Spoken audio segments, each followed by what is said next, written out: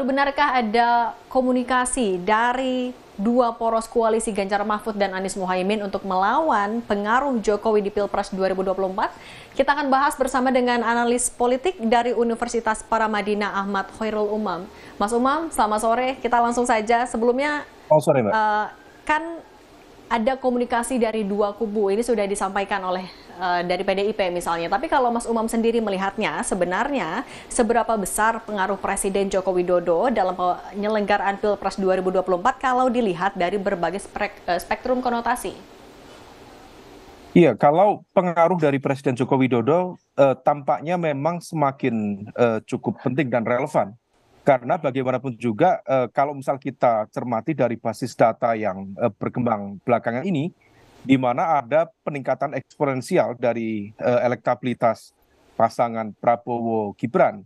Dan besar kemungkinan kalau misal kita lihat dari cross-tab basis data yang ada, peningkatan elektabilitas dari Prabowo Gibran itu sendiri dipengaruhi oleh beberapa hal. Pertama, Prabowo sendiri memiliki basis kekuatan yang bisa menemukan dua arus kekuatan, yaitu elemen pro keberlanjutan dan juga pro perubahan.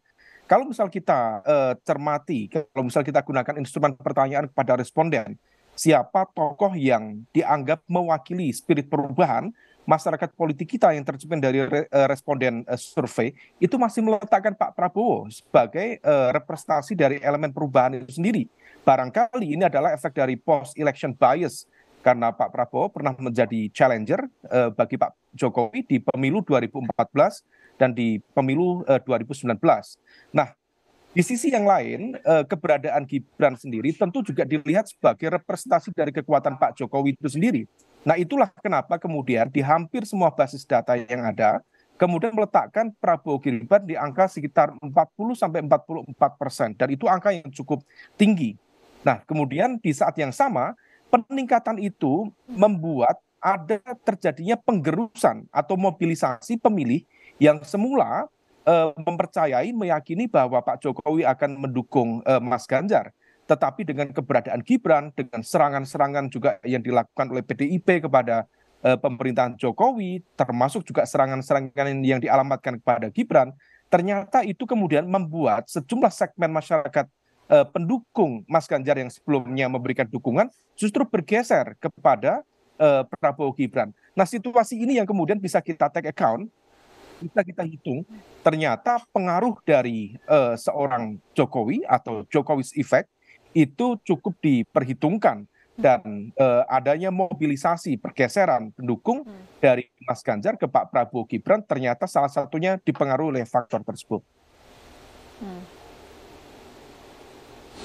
Oke, berarti bisa dilihat dari tadi ya pergeseran pemilih dari Ganjar ke Prabowo Gibran. Nah, tapi kalau kita balik lagi, PDIP mengklaim ada komunikasi soal adanya tekanan dari penguasa.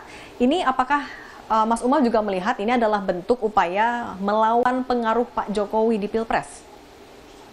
Ya, bagaimanapun juga sikap dari PDIP per hari ini sudah menunjukkan sikap tegas, ada semacam titik pisah yang cukup clear dan itu sudah disampaikan secara terbuka oleh Bu Megawati Soekarno Putri, Ketua Umum PDIP, dan juga dikonfirmasi secara tegas juga oleh Capres PDIP Mas Ganjar dalam sejumlah kesempatan.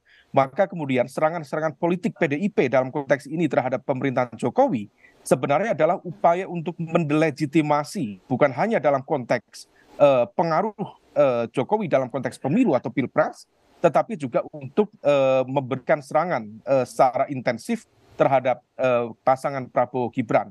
Tetapi tentu ini harus dihitung dengan baik karena bagaimanapun juga ada kesan yang cukup unik karena bagaimanapun juga di internal PDIP tampaknya ada semacam penyikapan yang berbeda. Pada satu sisi misalnya Mas Ganjar, kemudian Pak Sekjen atau Pak Hasto dan juga para kader-kader terbaik PDIP, serangan-serangan itu disampaikan secara terbuka, secara clear tentang neo-otoritarianisme, tentang potensi kecurangan dan lain-lain sebagainya. Tetapi di saat yang sama, kalau kita cermati statement dari Mbak Puan Maharani sebagai komunikator terdepan, frontliner dalam konteks komunikasi politik PDIP, justru bersikap lebih kalem, lebih santai, dan mencoba lebih teduh untuk tidak mau dibentur-benturkan antara PDIP dengan pemerintahan Pak Jokowi itu sendiri.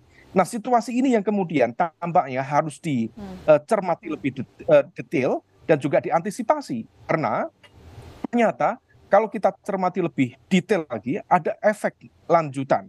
Di mana kalau misal kita lihat lebih lanjut, terjadinya pergeseran mobilisasi dukungan dari Mas Ganjar ke Pak Prabowo, itu salah satunya adalah dipicu oleh intensitas dukungan dari PDIP terhadap pemerintahan Pak Jokowi. Nah, situasi kalau kita istilahkan adalah sebuah upaya yang menampar muka sendiri, karena bagaimanapun juga partai yang menjadi pimpinan koalisi pemerintahan Jokowi selama ini, dan begitu kemudian saat ini praktis 1 bulan ini menggunakan narasi kritis, situasi itu ternyata menjadi agak kurang produktif terhadap elektabilitas dan penerimaan masyarakat terhadap narasi-narasi yang digunakan oleh PDIP itu sendiri. Tapi kalau Mas Umam sendiri melihatnya apa untungnya, apa ruginya jika dua koalisi ini Mbak, saya kurang bisa mendengar dengan baik suaranya. Berdampak ketika setelah pemilu dua koalisi ini? Mas Umam, maaf, saya kurang bisa mendengar dengan baik suaranya.